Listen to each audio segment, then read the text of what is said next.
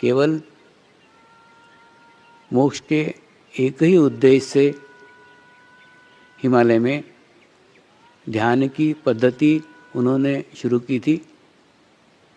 वही पद्धति आज जैसी की वैसी ज्यों की त्यों यहाँ आप तक पहुँची है। इसका अर्थ जिसके लिए आप ध्यान कर रहे हैं वो ध्यान वास्तव में उसके लिए है ही नहीं। ध्यान है मोक्ष के लिए और मोक्ष की इच्छा से ध्यान वो कर रहे हैं। दूसरा, आप अपना ही याद करो ना, आप ध्यान में कैसे आए, ध्यान के पहले दिन आपको क्या हुआ। कभी मैंने ऐसा कहा क्या कि सारा विचार बंद करके बैठो, मन को एकाग्र करके बैठो? कुछ नहीं। जैसे ही प्रवचन प्रारंभ हुआ, प्रवचन प्रारंभ होने के बाद में जो शब्दों के रूप में चैतन्य बाहर निकलना प्रारंभ हो गया, परमात्मा प्रकट हो गया। और परमात्मा प्रकट होने के बाद में शरीर का नियंत्रण पूर्णतः आत्मा के अधीन हो गया और आत्मा ने परमात्मा को पहचान लिया। यानी शरीर का यहाँ कोई संबंध ही नहीं है। अब बेकार में शरीर के ऊपर नियंत्रण करने का कोशिश कर रहे हैं, विचारों पर नियंत्रण करने का कोशिश कर रहे हैं। ऐसी तो शुरुआत हुई नहीं थी। अब तो शुरुआत का पहला ही पाठ भूल गए। पहला ही पाठ ये था, कुछ नहीं था। प्रवचन में जो शब्दों के माध्यम से, चैतन्य के माध्यम से परमात्मा प्रकट हो रहा था, और प्रकट होने के बाद में आपको आत्म साक्षात्कार मिला। और आत्म साक्षात्कार मिलने के बाद में आपके आत्मा को अनुभूति हुई, चैतन्य की अनुभूति हुई। ये शुरुआत है, ये स्टार्ट है। तो जब आपकी शुरुआत ही ऐसी हुई है तो आप कहाँ उस मन की एकाग्रता और विचारों के नियंत्रण, उसमें कहाँ चले गए? एकदम गलत रास्ते पे चले गए। तो वापस आओ। ये शुद्ध आत्मा और परमात्मा से संबंधित ध्यान है। और अब आप कहोगे मोक्ष का सामान्य मनुष्य से क्या संबंध? सामान्य मनुष्य से ये संबंध है, एक सुखी, समाधानी, संपूर्ण जीवन व्यतीत करना। बचपन से धीरे धीरे धीरे धीरे धीरे धीरे करते करते वहाँ तक पहुँचते हैं। बचपन में मैंने केवल अपने आप को आत्मा समझा। एक ही हर दफ़े बोलता था मन से, मैं एक पवित्र आत्मा हूँ, मैं एक शुद्ध आत्मा हूँ, मैं एक पवित्र आत्मा हूँ, मैं एक शुद्ध आत्मा हूँ। इसमें देखो, जैसा आप मानोगे, अपने आप को जो मानोगे वैसा होगा। कई दिन पूर्व धाम के अंदर एक मुर्गी लाके रखी थी और उस मुर्गी के साथ एक मोर का बच्चा था। तो मोर का अंडा ला करके मुर्गी के पास रखा था और मुर्गी ने उसको सेक करके उसको बच्चा निकाला, तो उसमें से मोर का बच्चा निकला। और वो मुर्गी उसे अपना ही बच्चा समझ करके पालती थी। लेकिन कुछ दिन बाद कुछ मोर आए। उन मोरों को देख करके उस बच्चे को एहसास हुआ कि मैं मुर्गी नहीं हूँ, मैं मोर हूँ। उसके बाद में मोरों ने जैसे ही उसको एहसास कराया कि वो मोर हैं, बाद में वो मोर उस मोरों के संगत में चला गया, वो मुर्गी के साथ नहीं रहा, क्योंकि वो पहचान गया कि मैं मुर्गी नहीं, मैं मोर हूँ। ठीक उसी प्रकार से आपको आत्म साक्षात्कार मिल करके, आपको अनुभूति होने के बाद में आपने पहचान लेना चाहिए कि आप मुर्गी नहीं, आप मोर हैं। लेकिन आप उसको भूल गए। आत्म साक्षात्कार मिलना, देखो जितने भी क्रिया कर्म कांड जितने चल रहे हैं ना, जितने आध्यात्मिक प्रयत्न चल रहे हैं, प्रयास चल रहे हैं, उन सब का उद्देश्य, आखिरी लक्ष्य आत्म साक्षात्कार पाना है। और वही आत्म साक्षात्कार आपको सर्वप्रथम मिल गया है। और सर्वप्रथम मिलने के बाद में फिर भी आप भूल गए। तो पहली बात तो ये शरीर के प्रयास छोड़ दो, शरीर के प्रयत्न छोड़ दो, और प्रयत्न छोड़ करके फिर उसी बात के ऊपर आओ कि आप एक पवित्र आत्मा हैं। आप जैसा अपने आप को मानोगे वैसा होगा। दूसरा, मेरा अनुभव और आपका अनुभव, आप क्यों नहीं पकड़ पा रहे हैं मालूम नहीं। लेकिन जैसे समझ लो एक पुल के ऊपर से कोई चीज़ अगर अपने पास आती है तो इसका अर्थ है कि वहाँ से रास्ता है, वहाँ से मार्ग है, उसी पुल से अपनी चीज़ भी बाहर भेजी जा सकती है। तो अगर परमात्मा चैतन्य के माध्यम के द्वारा आप तक पहुँचा है, उस माध्यम को उसने पुल बनाया, माध्यम को आप पुल समझ लो, उस माध्यम को पुल बना करके चैतन्य के रूप में परमात्मा आप तक पहुँचा है, तो आपका भाव के रूप में आप उस माध्यम के से परमात्मा तक क्यों नहीं पहुँचते। तो सबसे पहले भाव ही एकमात्र माध्यम है। आप जो मन की एकाग्रता कर रहे हो ना, ये शरीर का छोड़ दो। अब आपके मन में जितना भाव लाने में सफल होंगे, जितना मन में आपके भाव जागृत होगा, भाव के द्वारा ही परमात्मा को पाया जा सकता है। बुद्धि से, प्रयत्न से तो है ही नहीं। आध्यात्मिक क्षेत्र में प्रयत्न को कोई स्थान नहीं है। और रही बात माध्यम की, तो समाज में दो प्रकार के लोग रहते हैं। एक नास्तिक लोग रहते हैं जो बोलते हैं परमात्मा एक शक्ति है, लेकिन वो उसके किसी रूप को स्वीकार नहीं करते, किसी माध्यम को स्वीकार नहीं करते। वो कहते हैं हाँ, उसको हम निसर्ग की शक्ति बोलते हैं, नेचर की शक्ति बोलते हैं, लेकिन वो किसी रूप को स्वीकार नहीं करते। दूसरे वास्तविक लोग रहते हैं जो किसी रूप को स्वीकार करते हैं। ये रूप यानी परमात्मा, ये रूप यानी परमात्मा, ये रूप यानी परमात्मा। और उसके बाद में उस रूप से ही चिमट जाते हैं, उस रूप को ही पकड़ करके बैठ जाते हैं और रूप को छोड़ने को ही तैयार नहीं है। वो रूप को देखेंगे, उसी रूप में परमात्मा को देखेंगे। तो फिर वैसी बात हो गई ना, चित्रकूट के घाट पे लगी संतों की भीड़, तुलसीदास चंदन किसे तिलक करे रघुवीर। किसी भी माध्यम से मत पकड़ो, किसी भी माध्यम को मत पकड़ो। परमात्मा एक निराकार शक्ति है जो विश्व का संचालन करती है, और वो समय समय पे अलग अलग रूपों में प्रकट होते रहती है। अब एक छोटा सा अपना बच्चा गुम हो जाता है, एक 20 साल का युवक गुम हो जाता है, उसकी अगर हम बचपन की तस्वीर लें कि वो 6 महीने का था तब कैसा था, और वो तस्वीर लेके अगर वो 20 साल के युवक को खोजने जाएंगे तो मिलेगा क्या? नहीं मिलेगा, क्योंकि 20 साल के युवक का चेहरा मोहरा बदला हुआ होगा। ठीक उसी प्रकार से हम परमात्मा के पुराने रूप को लेकर के आज वर्तमान में ढूंढने जाएंगे तो मिलेगा क्या? नहीं, उसका भी रूप बदला हुआ होगा। तो हर समय पे चेंज होते रहता है, हर समय पे बदलता रहता है। दूसरा एक देखो ना, सभी धर्मों का अध्ययन करो, सभी देवताओं का अध्ययन करो, सभी संतों का अध्ययन करो, कुछ बातें एकदम समान है, एकदम एक जैसी है। पहली बात, परमात्मा एक है, परमेश्वर एक है। ये बात सभी ने एक ही बात कही। जिसने भी जाना उसने ये बोला परमात्मा एक है, परमेश्वर एक है। दूसरी बात क्या?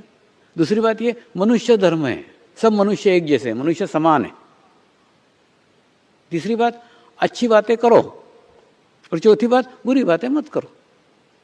तो अच्छी बातें करो, बुरी बातें मत करो, ये करते करते करते करते आपके आत्मा को जागरूक करने की प्रक्रिया है। सभी माध्यमों ने, सभी संतों ने एक ही तो बात कही है कि आप अच्छी बातें करो और बुरी बातें छोड़ दो, अच्छी बातें करो, बुरी बातें छोड़ दो। ऐसा करते करते करते करते करते आखिर में आपके आत्मा तक पहुंचना है कि आपके शरीर के सारे बुरे व्यवहार समाप्त हो जाए। ये सब गुरु शक्तियों ने करके देख लिया, सब बताया, अच्छी बातें करो, बुरी बातें छोड़ दो, सब बताया। सब बताते बताते बताते बताते क्या हो रहा है? जैसे जैसे बुद्धि विकसित हो रही ना, वैसे वैसे उसके उपाय भी विकसित हो रहे हैं।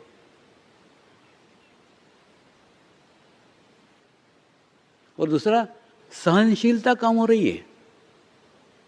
आज बाप जितना सहनशील है उतना बेटा नहीं है।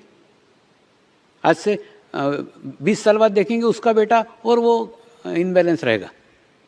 बुद्धि का विकास जैसे जैसे होता रहा है, संतुलन खो रहा है, समाधान खो रहा है। आज हमारे पिता जितने समाधानी थे, उसके पिता उनसे ज़्यादा समाधानी थे। समाधान कम कम कम कम हो रहा है क्योंकि बुद्धि विकसित हो रही है, मानसिक संतुलन बिगड़ रहा है। हमारे पिताजी इतने संतुलित थे उतने हम नहीं है। हमारा लड़का और सब तो बता चुके हैं कि अच्छी बातें करो, बुरी बातें छोड़ दो, सब बता दिया। सब बताने के बाद भी अगर चेंज नहीं है, बदलाव नहीं है, तो उससे अच्छा है कि उनको एक बार उनका ही दिया जला दिया जाए। इसीलिए गुरु शक्तियों ने माध्यम के रूप में मुझे भेजा, मेरे को माध्यम बनाया। और माध्यम से क्या बात बताई आपको कि आपको आत्म साक्षात्कार प्राप्त कर दो, आपका ही दिया जला लो। आपका दिया जलाने के बाद में आपके लालटन पे कौन कौन से दाग है आपको ही नजर आ जाएंगे। तो आपको बताने की क्या जरूरत है? अच्छी बातें करो, बुरी बातें छोड़ो, अच्छी बातें करो, बुरी बातें, ये क्या अच्छा है क्या बुरा है, इसका ज्ञान ही आपको मिल गया। ये उनका नया प्रयास है, नया प्रयत्न है। तो समर्पण ध्यान में कुछ नहीं बताया जाता, क्या अच्छा करना चाहिए, क्या बुरा करना चाहिए, कुछ नहीं। आपकी आत्मा को जागरूक कर दिया जाता है। जागरूक करने के बाद में आपको ही आपकी गलतियां, आपको ही आपके दोष नजर आ जाते हैं। तो माध्यम हर दफे बदलते रहते।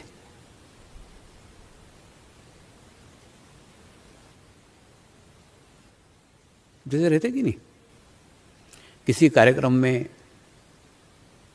सुरक्षा के दृष्टि से कोई पुलिस बिना ड्रेस के वहाँ जाके बैठते, ड्रेस पहना हुआ नहीं है पुलिस का, तो क्या होता है?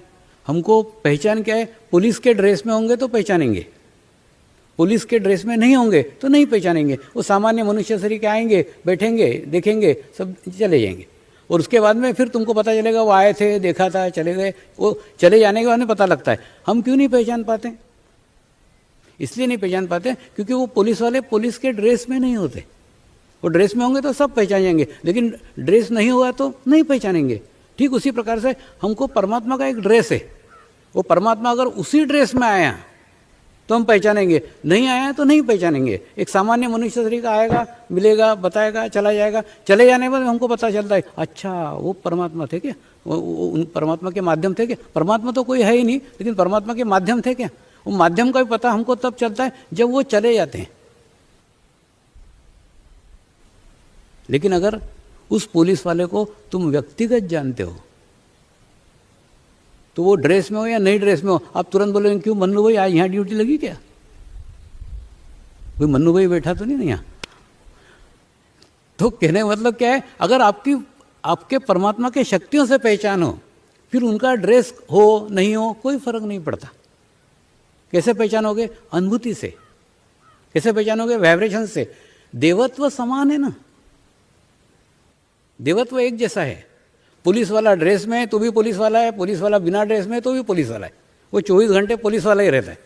तो वैसा प्रकार है, जो संत है वो भले ही ड्रेस में हो नहीं हो, वो संत ही है।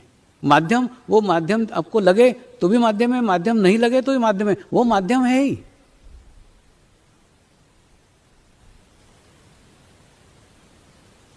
तो माध्यम को पहचानने के लिए, माध्यम को जानने के लिए एक ही प्रकार है, वो है अनुभूति।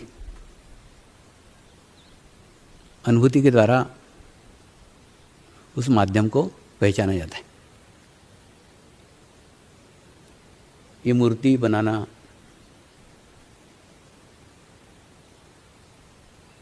पुस्तकें लिखना,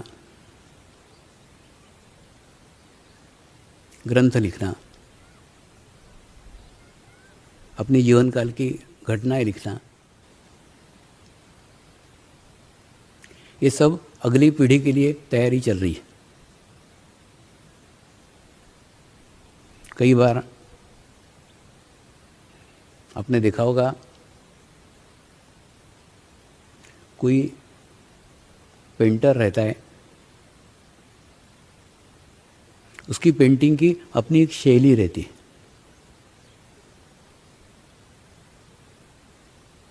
कौन से शेड इस्तेमाल करना, कौन से रंग इस्तेमाल करना, और उसी शैली से वो कार्य करते रहता है।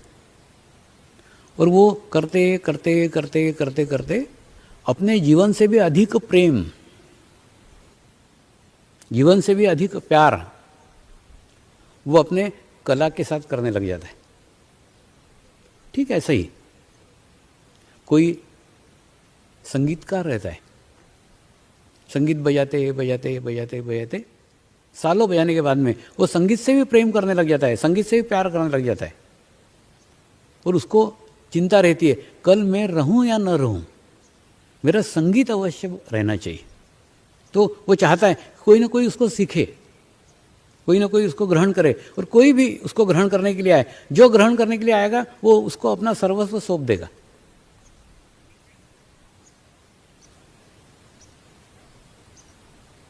ठीक इसी प्रकार से हिमालय के भी संतों को, हिमालय के भी महात्माओं को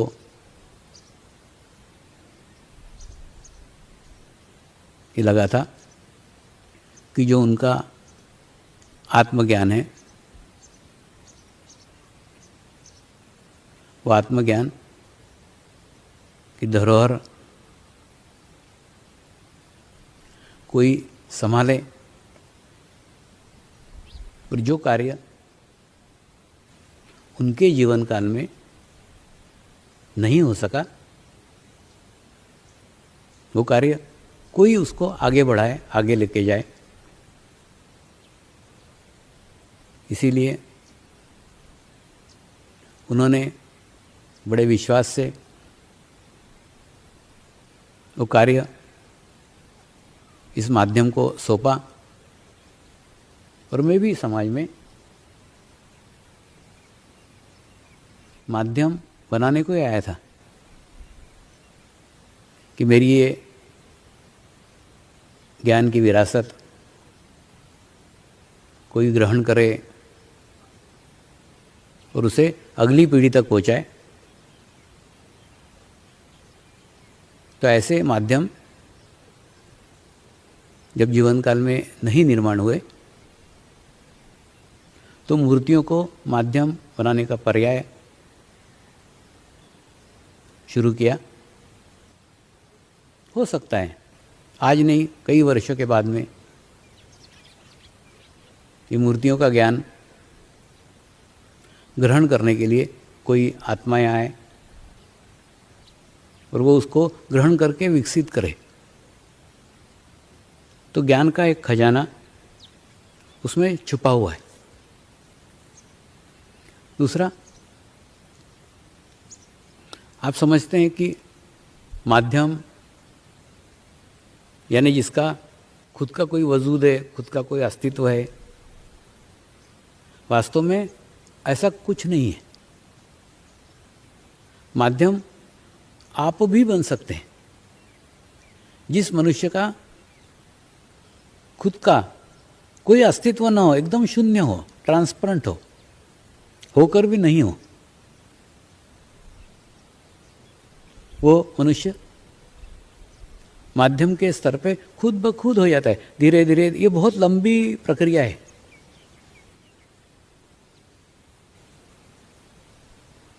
लेकिन जिस प्रकार से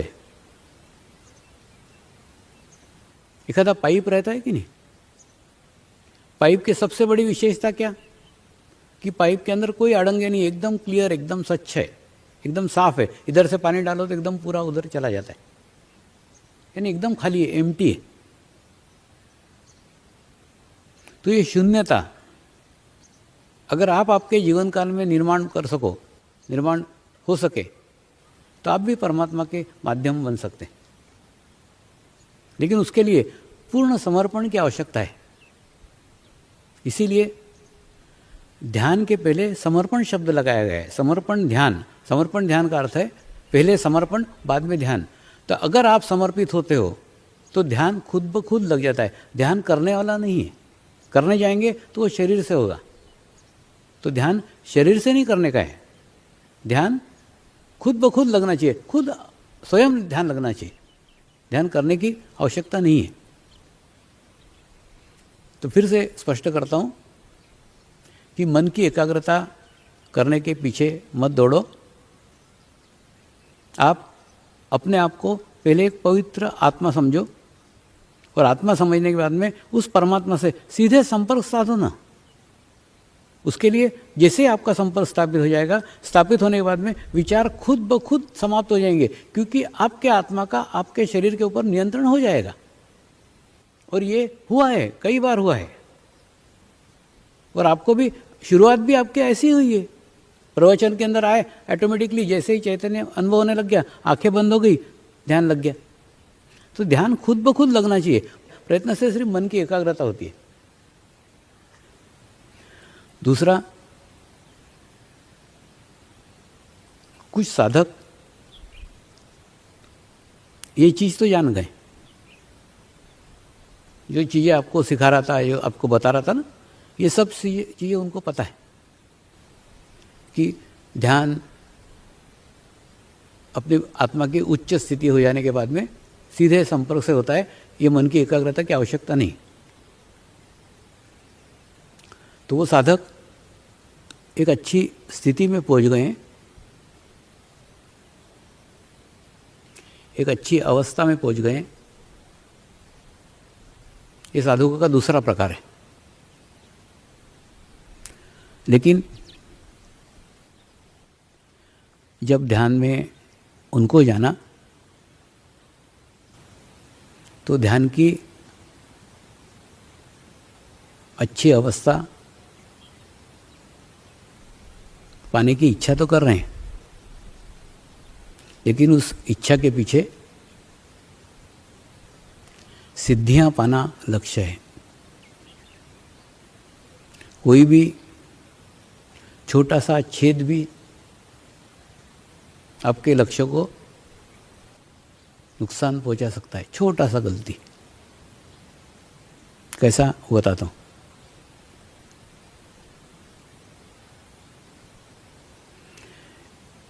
एक साधक को किसी ज्योतिषी ने बताया कि अगर तूने विदेश यात्रा की तो तेरी मृत्यु होगी।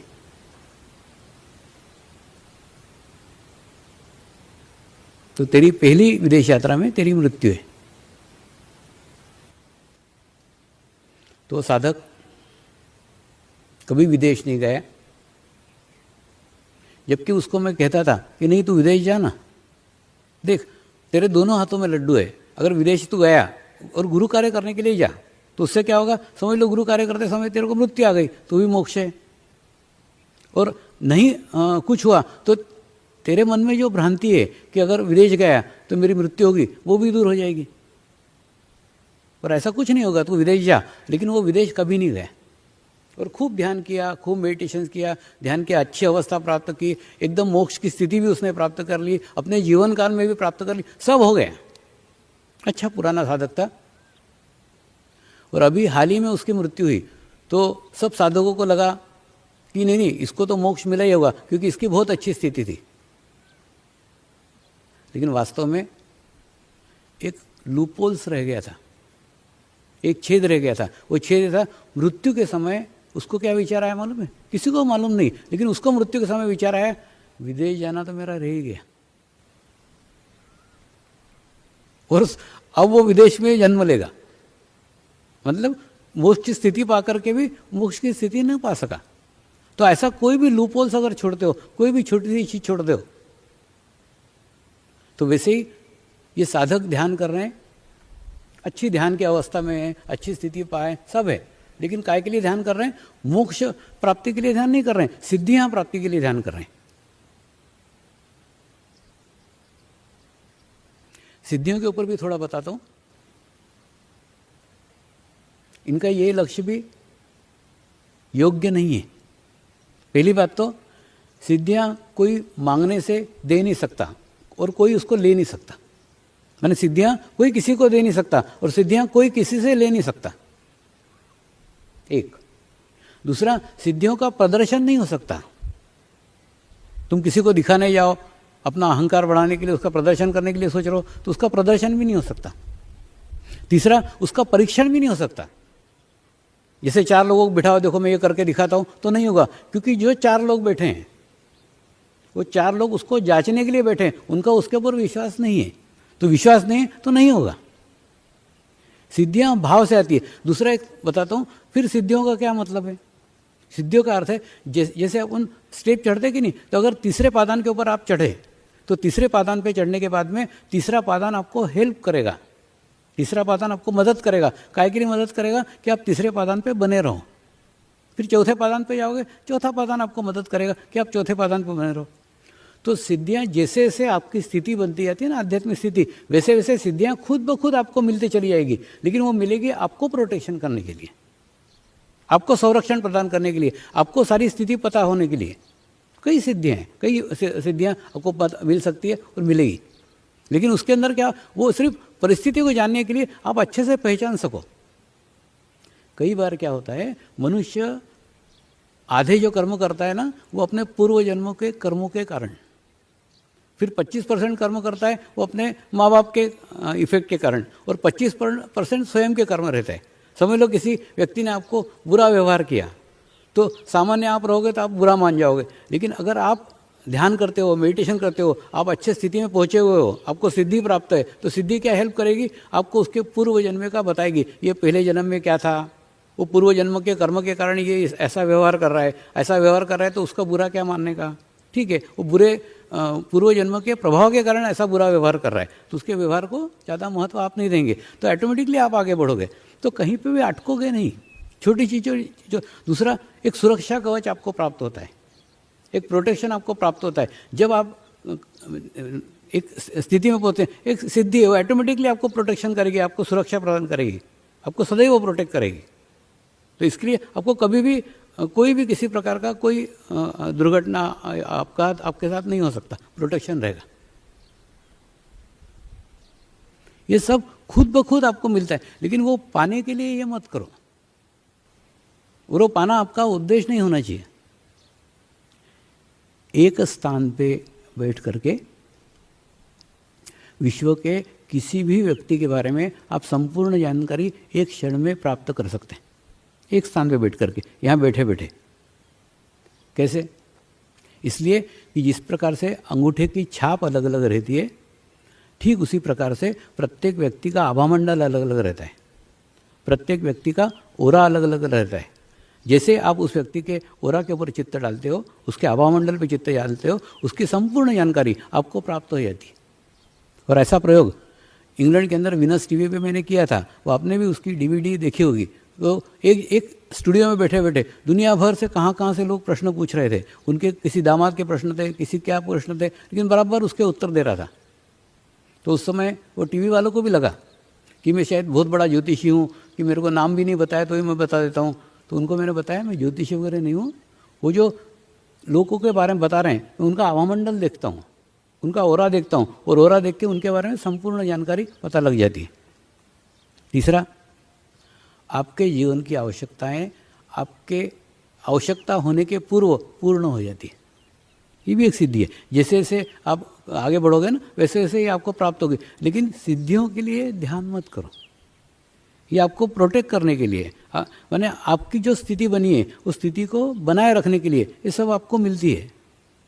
लेकिन ये पाना आपका उद्देश्य नहीं होना चाहिए। तो कई साधक हैं जो ये पाने के लिए ध्यान कर रहे हैं, तो ये दूसरे प्रकार के साधक भी ठीक नहीं है। सिद्धियां प्रत्येक स्टेप के ऊपर, प्रत्येक पीढ़ी के ऊपर, प्रत्येक सीढ़ी के ऊपर आपको प्राप्त होगी, लेकिन उसको पाने के लिए भी ध्यान मत करो और उसमें भी अटके मत रहो, उसको भी देख करके आगे बढ़ो। ध्यान केवल आप अपने आप को आत्मा समझ करके ही कर सकते हो। आप अपने आप को जैसा समझोगे वैसा होगा। आप अपने आप को मुर्गी समझोगे, आप मुर्गी बन जाओगे। आप अपने आप को मोर समझोगे, मोर बनोगे। तो आप अपने आप को क्या समझते हो उसके ऊपर डिपेंड करता है। अगर आप अपने आप को शरीर समझते हो तो आप शरीर के ही चक्कर में रहोगे। अगर आप अपने आप को आत्मा समझते हो तो आपको आत्मा होगा। तो आप अपने आप को क्या मानते हो, सारा खेल ना मानने के ऊपर है। आप जो मानते हैं वैसा होता है। आपने अगर माना ऐसा है तो वैसा होगा, ऐसा है ऐसा होगा। तो आपके मानने के ऊपर है। आपका मानना महत्वपूर्ण है। और मानना जो है यही आपके आत्मा का भाव है। उस भाव को जितना वृद्धिगत करोगे उतना ही परमात्मा के, परमेश्वर के आप अपने आप को करीब पाओगे। परमात्मा ने भी चैतन्य के माध्यम से, वाइब्रेशंस के माध्यम से आप तक पहुंचने के लिए मार्ग बनाया है। उसी मार्ग से, उसी रास्ते से आप भाव से उस परमात्मा तक पहुंच सकते हैं। और पहुंच जाने के बाद में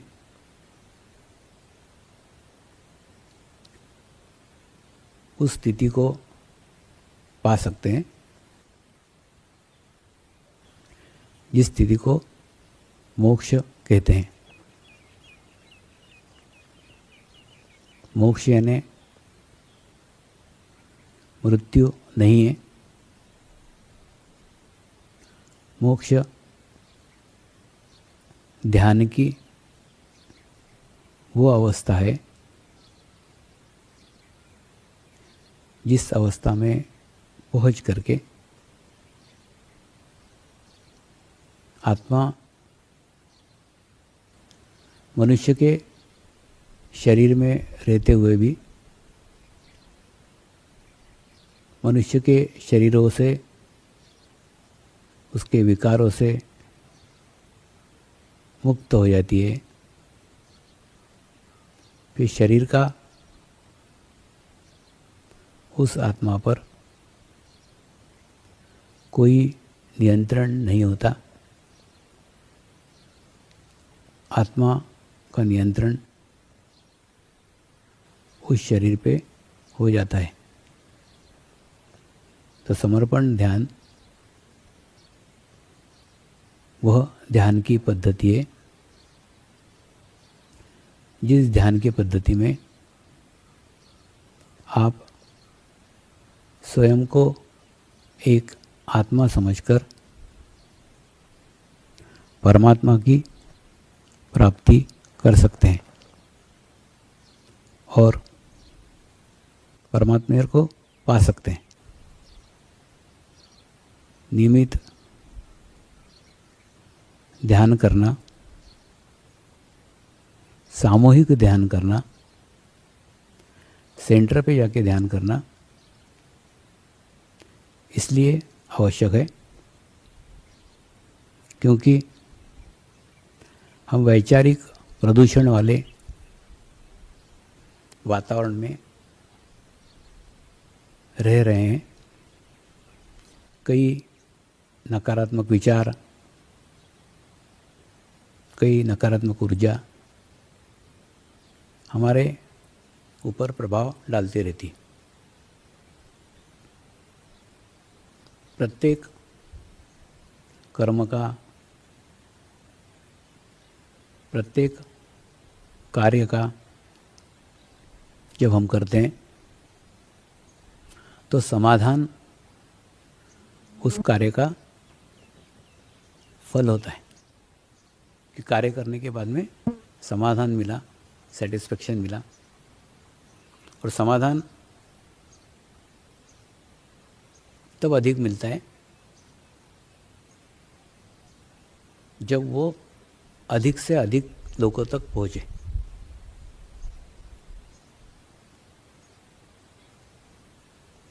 जैसे हम किसी